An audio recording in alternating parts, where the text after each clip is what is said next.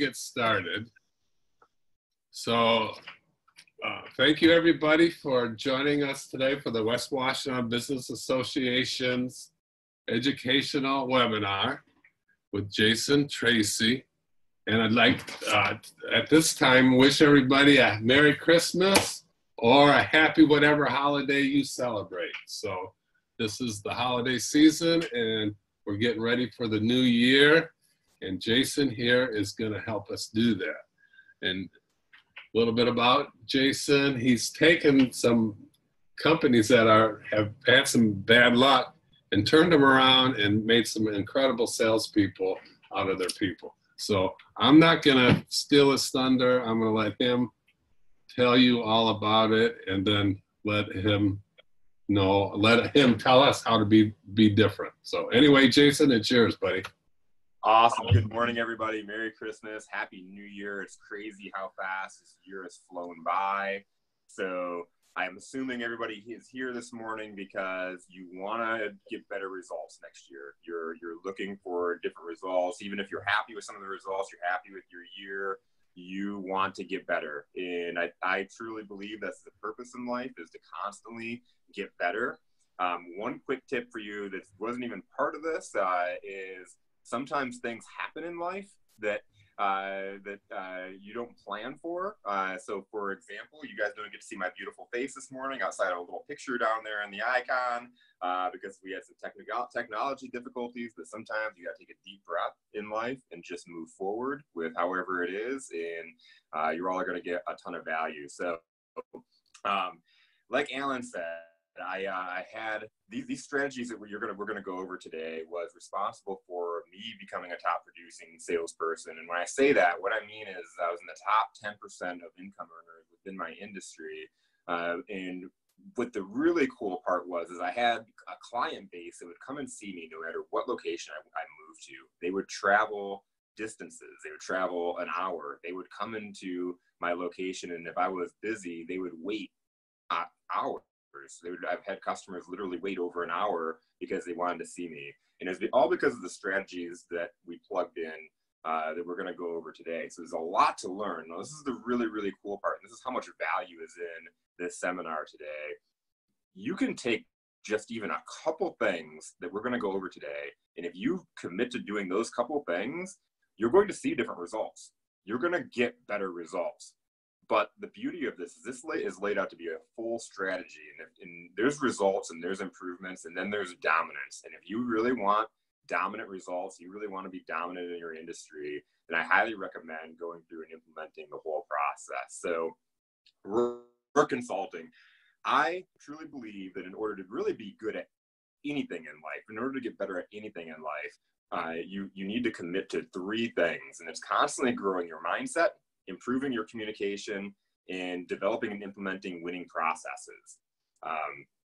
This is my field of expertise is obviously in sales and leadership. So this is where I work with my clients to constantly get better and to constantly grow, and where I've actually hired coaching myself in order to get better. Because in order for me to coach and consult my clients, I need to constantly be learning and growing and changing my mindset and understanding how to communicate better and implementing better processes.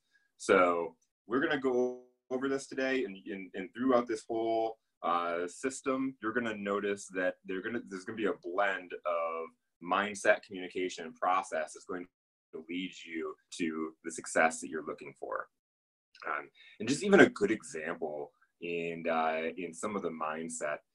For example, mindset is just you constantly are changing your outlook in life, and it's not as good enough just to implement a behavior, because if you don't truly believe in that behavior, you're not going to get results, and then you're going to prove yourself right. And let's use the example of making phone calls, for example. If you're making sales calls and you don't like making sales calls and you don't believe that they work, that mindset is there and lingering in the background, and you're not going to get good results. And so you're going to end up proving yourself right, and you're going to stop doing that process. You're going to stop making those calls, and you're never going to truly realize the success.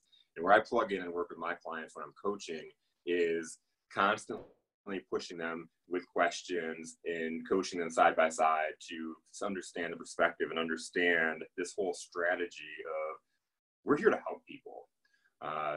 So let's get kicked off with no further ado.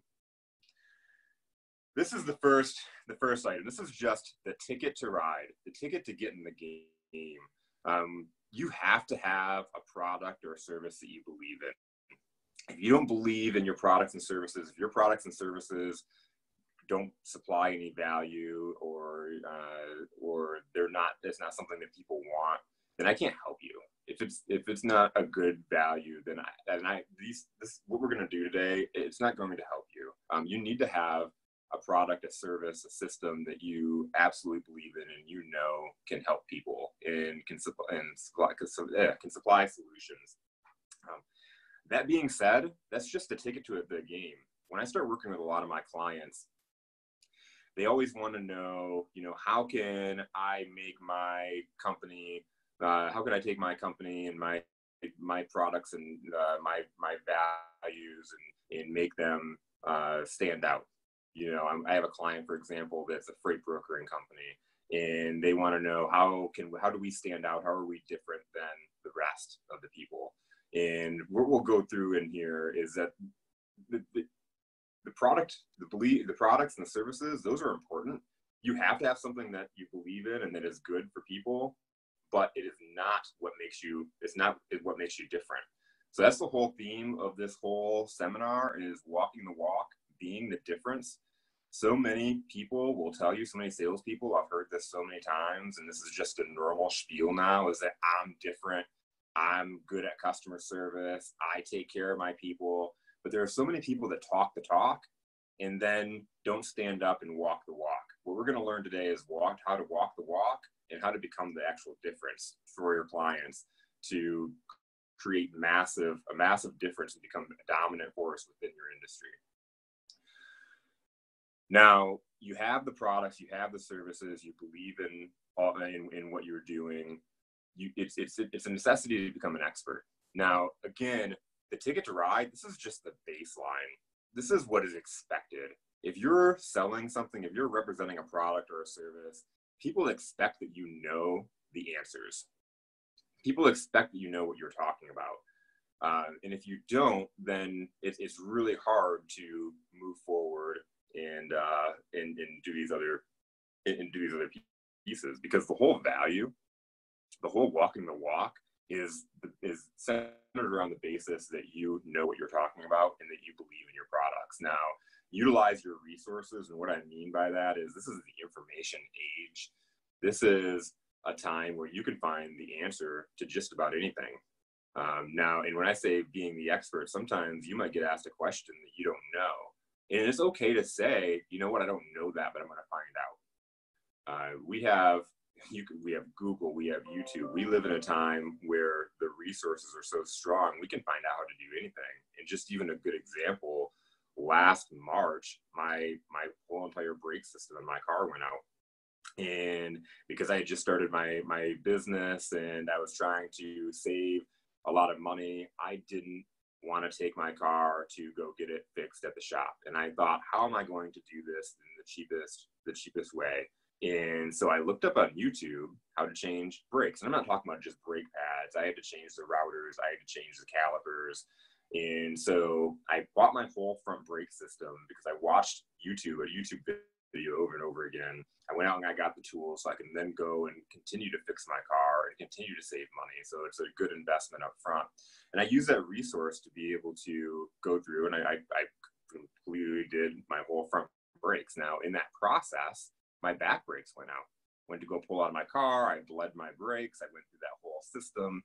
And as I went to go pump my brakes, as I went out, it busted a line in my back brakes. And so I had to replace rear drum brakes. I don't know if anybody's ever done that before, but that was way over my head. I watched the YouTube video, but it was really hard. And I thought, what are my resources? Who can I have help?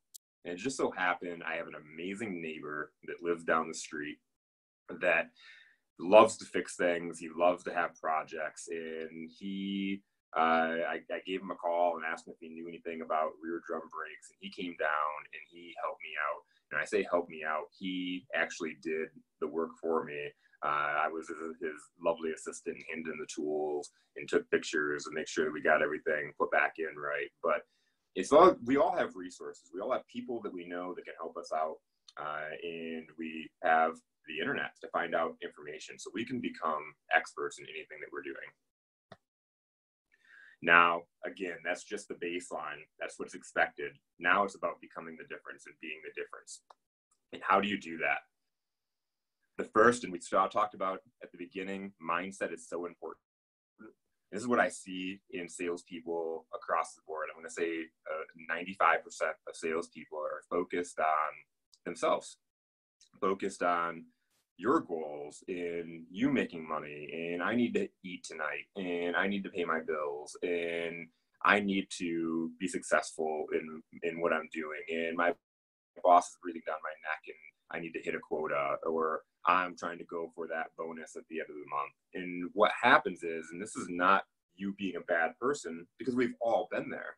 And a good example of that is when I first started my business and I left a safe, comfortable job where I was making a high income, I was in the mindset that I needed to find a way to make money in order to make this business work. And so what I had found is, as I was not having success, the success I wanted at the beginning, was that I had abandoned my own principles that I coach up to other people in order to have success in sales. So I had to go back and realize that this is not about me. This is about how can we help other people? How can we solve problems? And so when I say no puke zone, that means nobody cares about your product and services. Nobody cares about how you have the next greatest thing since sliced bread. You got to calm down and don't throw up on everybody, and throw up on your throw up everybody your stats and your product and your services. Drown out your personal desires. We all know that you want to sell, that you need to sell, but if you're just focused on you individually, you're going to miss the most important person that you're talking to. The most important person that you're talking to is your prospective client. And what happens is we get in this box and we become, we need to hit these goals and these things need to happen. And so we get so stressed out that we forget that what we're dealing with is people. And these people that we're dealing with they're regular human beings, and they have problems, and they have worries, they have pain points. They also have different things that they enjoy doing. And when we slow down and we go into the next step of really figuring out and discovering who it is we're talking to, that's when we start to really have true success. So be curious. Be curious. It's great to have the knowledge. You need to be the expert. You need to be able to utilize the information that you have, but slow your roll. Don't puke all over everybody's lap all the information, because it may not, they drown you out really, really quickly. When you're the one doing all the talking, you get drowned out pretty quickly. And that's when you hear responses like, I need to think about it. I need to talk to my wife. Because you didn't, or I don't have time. I'm going to tell you what, everybody has time. What happens is it's not a priority. So your job is to convince somebody, if they're a good fit for your product, that they have the time, because it's a priority, because you figured out how to help people. And to do that, you need to be curious and really understand who that person is in front of you, what their worries are, how you can actually plug in and help them. How do you do that? How do you communicate? So this is about becoming a Jedi communicator. Now, the biggest struggle that I've seen all the salespeople I've worked with, the people that I coach now, the clients that I consult now, the salespeople that I've worked with as we've grown our organizations. And like Alan said, I've worked with organizations I've worked with that have struggled and that have been on the verge of shutting down. And the way we changed their whole entire organization was training and coaching people on the same system they were going over today. So why do we have such a hard time asking questions? and put in a comment box if you had a hard time going through and asking people questions. Let us know. It's very, very normal.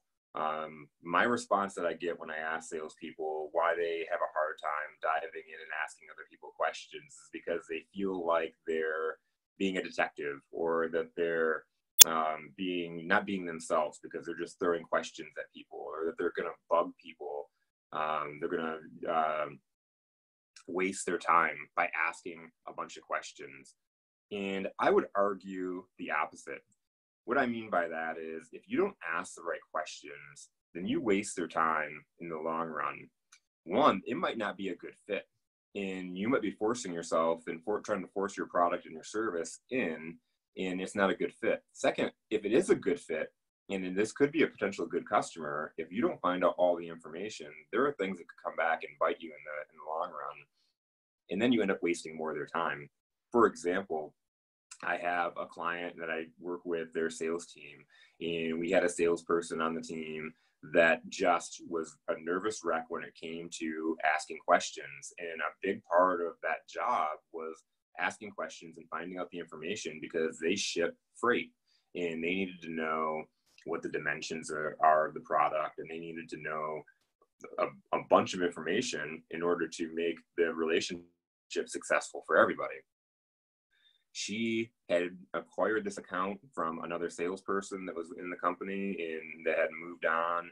And so because that salesperson had went through and asked the questions, she didn't feel comfortable going through and back and asking the company or the person that she was dealing with these questions. And what had happened is then it created a bunch of follow-up. And she would follow up, and she'd have to ask one question, and then she'd follow up again and have to ask another question. And because she didn't sit down and take the time to ask all the necessary questions, she had to continually waste their time, and they got annoyed. And then the worst part that happened was, because she didn't have the answers to the questions, they ended up getting overcharged on a shipment because they didn't have an answer to a question that she was supposed to ask. And so that's painful for your client, and it's not a way to become the difference. You want to find out who that person is in front of you, and control the conversation by asking high impact questions. What are high impact questions you ask? These are open-ended questions, not a close-ended yes or no response, but a question that provokes an answer. For example, if you're shipping freight, like the example that I'm using, a good question is asking them, what's their process now? How do they ship their freight now? That will get them talking, and sometimes they'll check down and they'll answer inadvertently some of the other questions that you may have. So dive in deep, ask open-ended questions that get them talking. Everybody's questions are going to be a little bit different. It depends on your product and service, and how you want to start asking those questions is based upon what your value is. So you do need to know your value. You just don't want to talk. I always like to say God gave us 2 ears and 1 mouth for a reason. As salespeople, the mouth is the least important part. We need to make sure we're diving into our customers and finding out about them. Now, what are transition statements? Transition statements do a couple of things. And the most important thing is it explains the why behind every action that you take. Again, this is becoming a master communicator. This is becoming a true Jedi in communication. You can ask your high impact questions, but if they don't know the value and the reason why you're asking those questions, sometimes they can get annoyed. Sometimes they can feel like you're asking too many questions. Now, a good example with Shannon that I was talking about that didn't feel comfortable asking those questions was a good transition statement to utilize would be in order to make sure that I get it right for you and I don't have to keep calling you back, I have a few questions I need to go down and ask you to learn more about your business. That's a transition statement. A transition is explaining why what you're doing is important. The reason why I asked is a good transition statement. If you asked a question and then you can say, the reason I asked that is I've noticed that most of my clients struggle with XYZ. So transition statements are really, really important. Now, you can ask all the high impact questions in the world and get some great information. You can explain why you're asking those questions, why you're moving forward to the next step. The most important thing in here is to make sure that you're listening. I've had so many situations where I've listened to salespeople and they'll ask different questions of their client, and they're great questions, and the client will give them great information, but then they didn't listen to what they said. So they make a statement that is kind of embarrassing, or they ask a next question that they already answered within their last statement. And that is not a way to become the difference. That is not a way to be different. You want to make sure that you're listening. This is the facts, people. Most salespeople out there are not asking questions. They're not explaining why they're asking questions. And most importantly, they're not listening because they're thinking about what they're going to say next. They're thinking about how they're going to be slick and how they're going to convince you that their product and service and the thing that they do, why that is the best thing and why you need it. And because of that, they're not listening to what you're saying. The people that win are the ones that make it easy to do business with you. If it's easy to communicate with you, if it's easy to do business with you, you will stand out and you'll become different. Now, communicating the next step. This is, again, I said at the beginning, if you take any couple things and implement these, you'll see a dramatic change in results. And this is one of those hot ticket items that if you just implement this into your process, that you'll see dramatic results. The high impact and the dominance is in the whole entire process. But if you take the next step, and what I mean by that is when you end a conversation, what's the next step? Now, I'm not talking about you say to yourself, I'm going to call them next week, or I'm going to send out a letter to them next week, or we're going to have, I'm going to stop by their office next week and deliver them a sample, or whatever the follow-up is to that conversation. Don't just think it in your head, communicate it. Let them know, all right, I'm going to give you a call next Tuesday. All right, or set an appointment, but, or, hey, are you going to be around next Tuesday? I'm going to swing by and drop off a sample. Or, hey, I'm going to send you out an invite. When you do this, it does a couple things. One, it should make that follow-up in actually executing that next step much easier because you've already set the expectation that it's going to happen. Two, it really shows to your prospect that you're organized and that you're on top of what you're doing. If you set an appointment, for example, and then you've communicated this is an appointment, and then you send out a calendar invite, it sends a signal to that prospect that you're different, that you're organized, and you're on top of your stuff. Now, as a salesperson, as somebody that's selling a product or a service, you want your client to feel like you're completely organized and that you're on top of your stuff. You don't want to be a barn fire. This is the other thing. When you're communicating next steps and you're organizing your calendar and you're setting appointments, it also sends a signal that you're not just readily available. Big mistake, especially new salespeople make, or people that are new into their industry make, and because they don't have a ton of appointments, they don't have a ton of things going on. They could literally drop everything right now to sit down with you. So if you called me up right now and said, let's sit down right now, I would be readily available. You got to think about the psychology in this. If somebody is trying to date you and they're free all the time, they will literally drop all of their plans in order to be with you. Do you necessarily want to be with that person? I was sitting down with a new client last week and we started talking about this very thing. And I asked her the qualities of when she first met her husband, what was different about him?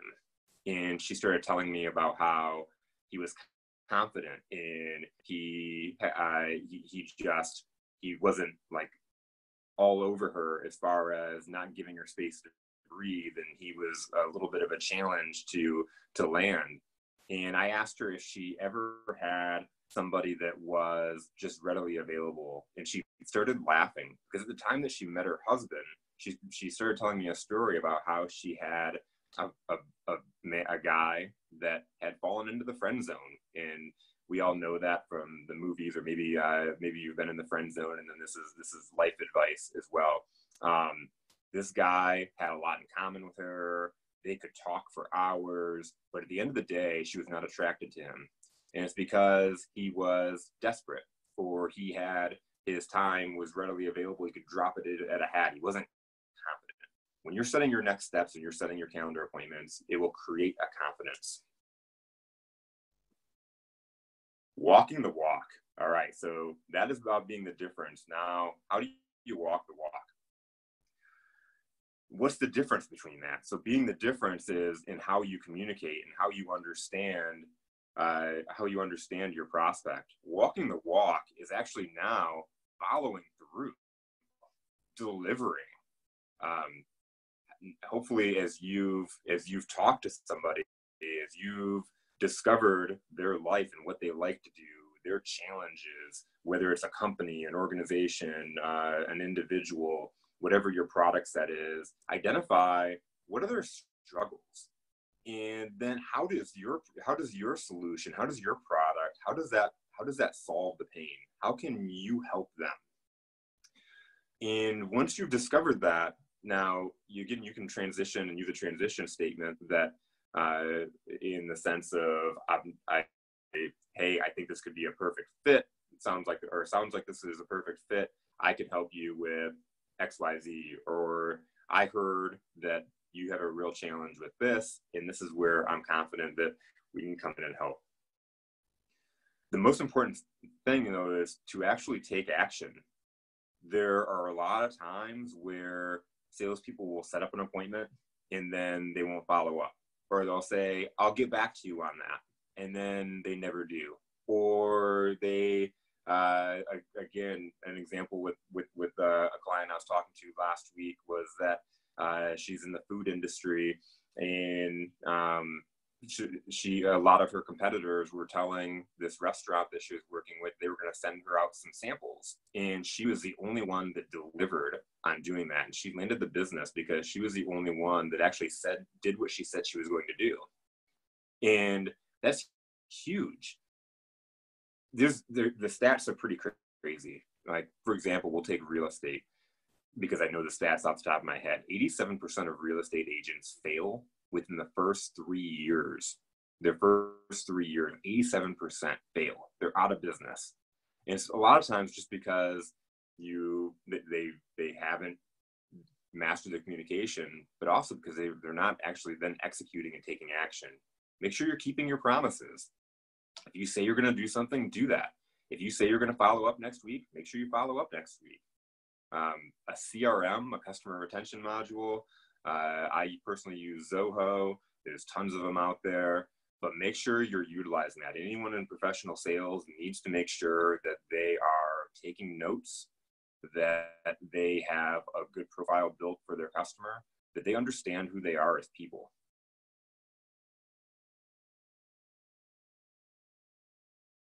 Following up. So again, if you utilize a CRM and you took notes, hopefully you landed the sale right now, and you got the sale. But in any sale, the sale is not over when the transaction's done, when the agreement is signed, when the product is delivered.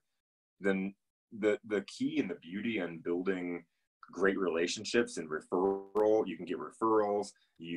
Hopefully maybe you have a product or a service where you can continually add value, and you have add-ons.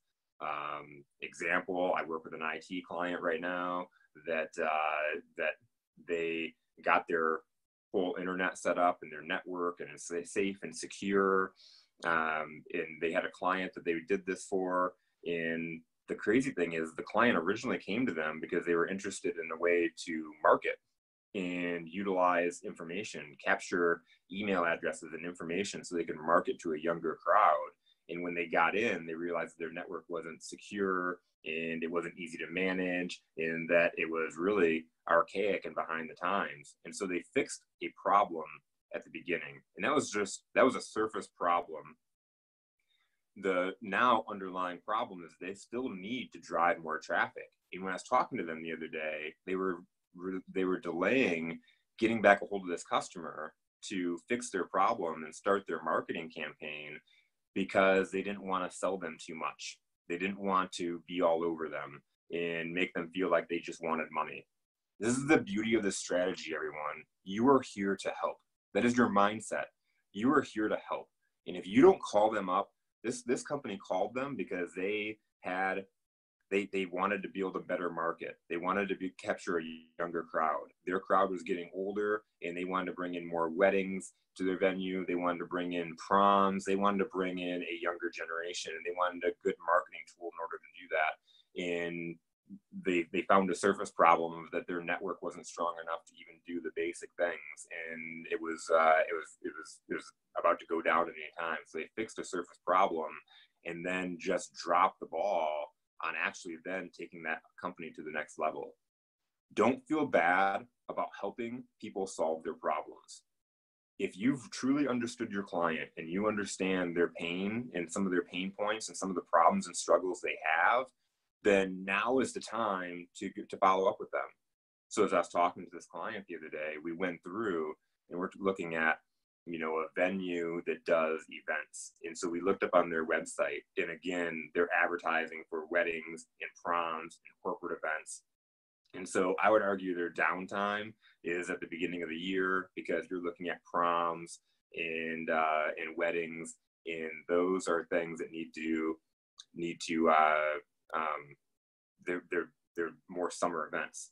So let's plug back in and get back a hold of them so that we can solve their problem, get their marketing up and running, and help them make money, help them grow their business. If we don't do this, somebody is going to come along and do it. So make sure that you're following up. Why do we follow up? Why do we reach out? Why do we connect? And it's to build trust and to build relationships. And sometimes we got to follow up, like we tell someone in the last slide that we'll call them at another time. We'll follow up with an appointment, etc. But throughout the life cycle of after you get a client, reach out, build that trust, just connect. Hopefully, again, you have learned about this person. And it's important as you're dealing with a lot of different individuals to take those notes like I was highlighting, so that you can remember things about them. What sports teams do they like? What do they like to do in their spare time? What sports do their kids play? What vacations are they taking? Just different little things, because then you have ammunition and fuel to be able to follow up and check in and see how things are going. Great example of this. One of my sales guys I'm working with the freight company, we've taken him through a whole metamorphosis and built his confidence up to be able to take on and build just strong relationships. And so one thing we talked about, again, this whole entire process of thinking of our clients as people, because that's what they are. They're people with normal challenges. And so he had a particular client that told him, that was shipping with him, that said, I don't have any shipments in December. So it's a very slow time. And so Garrison called this guy up in December just to say Merry Christmas, Happy New Year, and to ask him how his business is doing, how he's doing, how's the family. Nothing, he didn't have any kind of intention in mind. He knew that he didn't have any shipments in December, because that's what the guy said. And so he was just following up and just checking in with him to build a relationship, to let him know that he's still there, and that most importantly, he cares.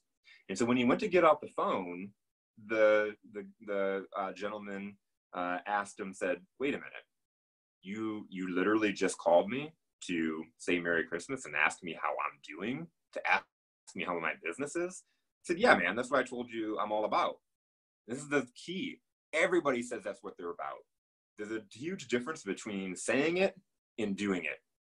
Execution is all that matters. When you execute it, it creates reward. And so this guy had to reflect literally out loud to Garrison on the phone, none of my other brokers do that.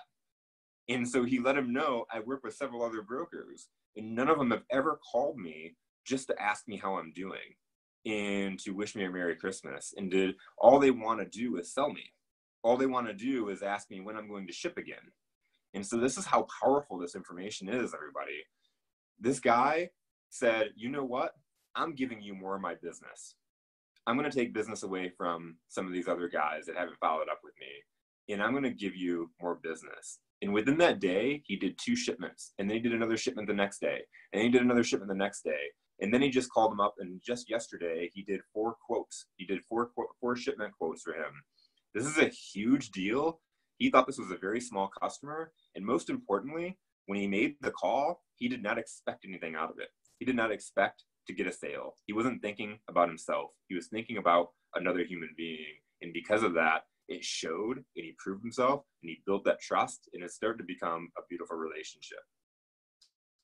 RAK. What is RAK? That is random acts of kindness. Have you ever had a time where you thought about somebody and you thought about doing something nice for them? You had maybe something came across your desk and you thought about somebody individually, and you thought, I should give them a call. I should send them this note, this letter. I have these tickets. I should send them to them. I know they like doing this thing. If you have that thought, do it. Execute it. It's such a struggle, and I know that I have this sometimes where I'll think about somebody and then I won't execute it, and then it's too late. When you have that idea, do it right now. Do it. I'm going to tell you what, when you execute on random acts of kindness, when you just do nice things for people, you're going to be talked about in a good way. People are going to want to do business with you. You're going to create fans. You're going to become dominant. You're going to dominate your space. People are going to think about you without thinking about the guy that comes in and pukes all over them about their products and service. Now, we're lucky to have Alan Castle on this call, and this guy is amazing at executing this. And he has several times, to me, just out of the blue, I'll get a surprise. And just recently, I got an amazing package on my doorstep, and my mom was picking up my son for the week, my son was going to grandma's house for the weekend, and she came in, she's like, you have a package on your doorstep. And I'm like, what? So I get this box, and I get an amazing Christmas card and a book that is talking about customer appreciation and appreciating your customer. And it's just such a huge surprise. Like, how could I not think about Alan? How could I not refer Alan? Like, he's in the appreciation business, and we're so aligned in that way. But man, just to have those thoughts and think about people, that is just doing business the right way.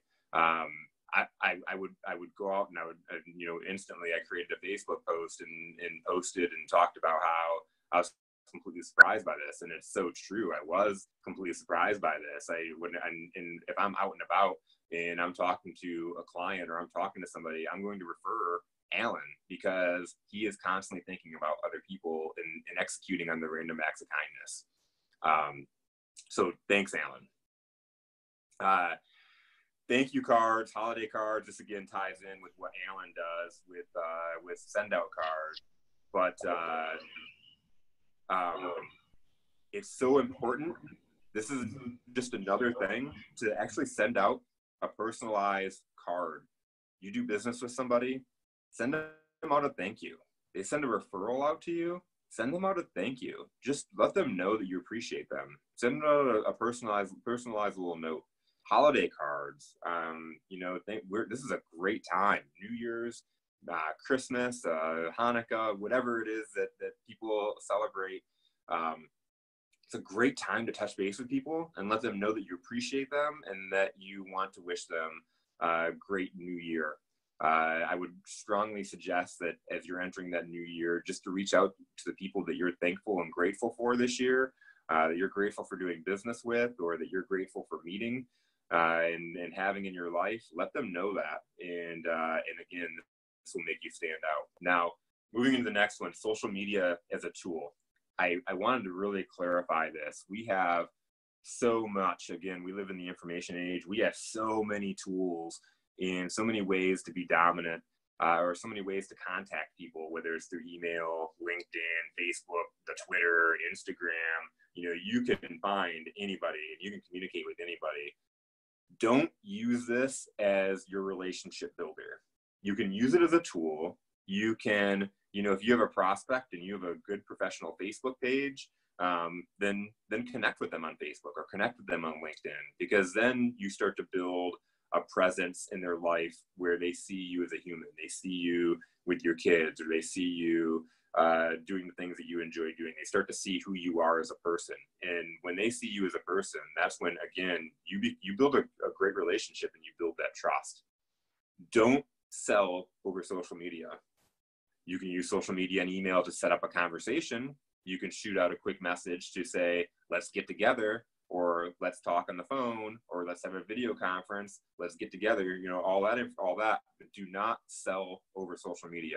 I see this happen. This is a critical error the majority of salespeople are doing. And because it's easy, you can shoot out a message and let somebody know what you want, and it doesn't hurt your feelings, as much as picking up the phone.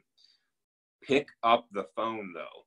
There's nothing, there's powerful tools to be able to build relationships, but nothing will build a connection like picking up the phone or sitting down and having a one-on-one meeting. So it's integral. You cannot skip that part. Again, you could use LinkedIn to shoot somebody a message or an email and say, let's talk. Do you have some time tomorrow? But don't send everything you want to talk about in the social media. Actually then pick up the phone and have a conversation, because this is the thing. How many messages do you have to send out back and forth and waste your and their time just to actually then understand that something is even a good fit, or be able to pick their brain and understand what they have going on? You're going to miss a lot of information. You're going to miss 87% of communication, which is in facial expressions and tone of voice. All you're going to get is words. And I don't know about you, but I've actually had some mix-ups, especially leading people, by relying on shooting a text message that somebody interpreted a message that was not the way that I intended it and ended up being salty about it. And then we had to go and spend time actually fixing a conversation, because words can be interpreted so many different ways. We interpret our words based off of tone of voice and expressions. So pick up the phone, set a meeting, do live one-on-ones. You will stand out from the crowd, because a majority of people are avoiding the phone and avoiding those actual personal connections. Not everyone is a good fit. This is huge. Again, as a new salesperson, as me, a new business owner, and somebody that, when I first started my business, it's like, I could help everybody. Not everyone's a good fit, and that's okay. Be comfortable with that. In fact, nothing will gain you more integrity, more trust, more respect than being able to tell a client, or tell a prospective client, or a prospect, a person you're talking to on the phone or talking to in person, that, you know what, I don't think that my services would be a good fit for you. A couple things happen there. One, you could create a referral. They might not be a good fit, but because you had that integrity and you didn't try to force a square peg into a round hole, they respect that and they could refer you out to somebody.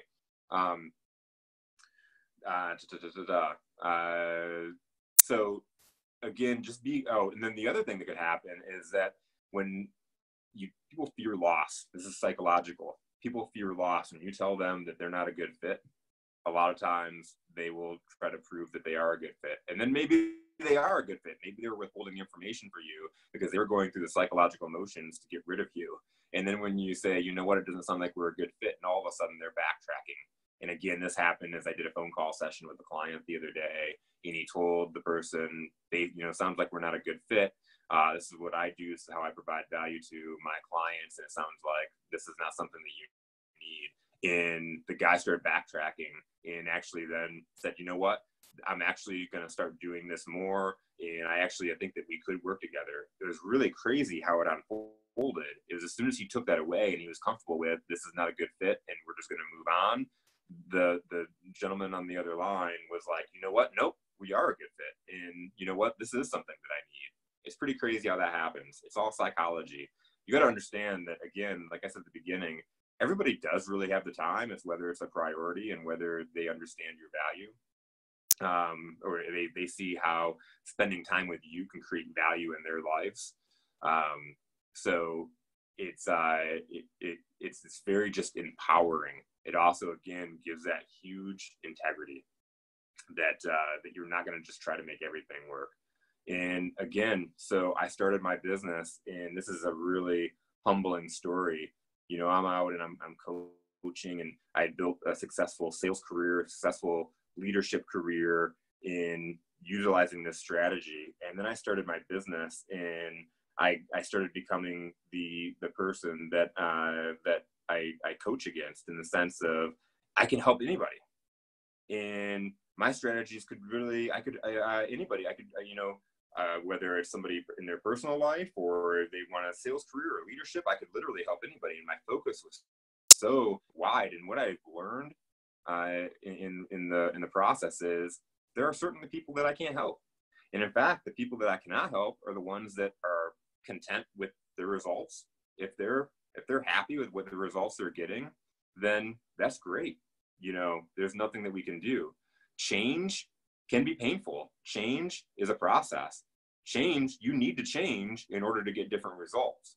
And so if it's not something that you're committed to changing, I can lead a horse to water, but I can't make them drink. And so if the pain isn't big enough for them, or if they are just completely content and happy with the lives they have, I'm not a good fit for those people. And in fact, it wastes all of my time and their time for me to try to make that a fit. So it's okay saying, you know what, it sounds like we're not a good fit, and I'm going to save you money. You know, you don't need to pay me to help you. So when it comes down to it, this is the strategy on becoming the difference. This is how you can literally change your world. You can become dominant in your industry by implementing these strategies. Now, if you have any questions, we can go from there. If you would like help implementing these strategies, reach out to me, shoot me a message, give me a call. Like I said before, you know, the most impactful situations can be on phone calls. So just reach out and give me a call, and good luck, everybody. So do we have any questions? I have none in the chat. And thank you for the shout out. I really appreciate that. Man, I mean, it's again, you're doing it. You're a perfect example of someone that's out there in having these thoughts and executing it. You're in the appreciation business, and it's not just a shout out. I could say that confidently because, man, I've been surprised personally when I've gotten the packages, and it's awesome. Well, we like to hear that. So, but I just practice what you teach. So, good job. So I really appreciate you coming on today, Jason. And like he said, anybody, would you put that contact screen back up so people can make sure they get that in case. If you need help with your sales or even leadership, just leading your team, make sure you get a hold of Jason, and he can sure help you in a short amount of time. So again, everybody, have a Merry Christmas and a Happy New Year, and we'll see you all at the bank. Awesome. All right, bud. All right, talk to you later. Yeah.